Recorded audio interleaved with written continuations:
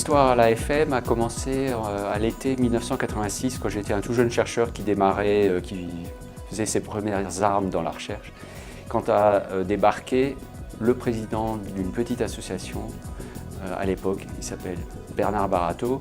L'association c'était l'AFM et on était bien avant le premier Téléthon qui a démarré en 87 et cette rencontre a changé ma vie.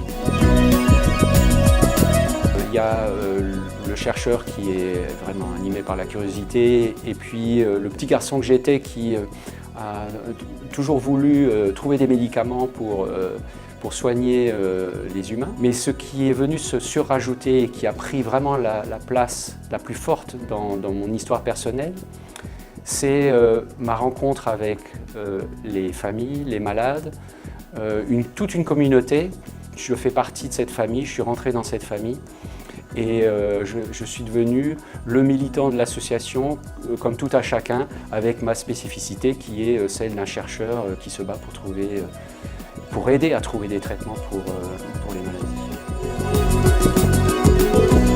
C'était de peut-être combler un manque, parce qu'il y a eu beaucoup d'ouvrages qui ont été écrits sur l'AFM Téléthon, mais pas un ouvrage véritablement scientifique, écrit par un scientifique vu de l'intérieur. Ce livre, c'est aussi un moyen de mettre à la portée du profane des choses a priori très compliquées et très ésotériques, que sont les gènes, le fonctionnement des cellules et les thérapeutiques.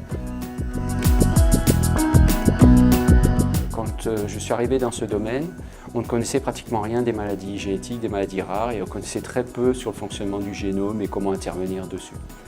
Et en 20 ans, il y a eu des avancées, même plus de 20 ans, 30 ans, des avancées absolument considérables. On connaît la majorité des gènes responsables de ces maladies, pas encore tous, mais la grande majorité. On sait comment intervenir sur les gènes, on sait comment les délivrer dans les cellules et on voit émerger des thérapeutiques d'un genre nouveau avec des molécules qui interfèrent de manière très intime avec le fonctionnement des cellules. Et des thérapeutiques qui ont fait leurs preuves dans des maladies qu'on pensait absolument inaccessibles, à commencer par des myopathies extrêmement sévères.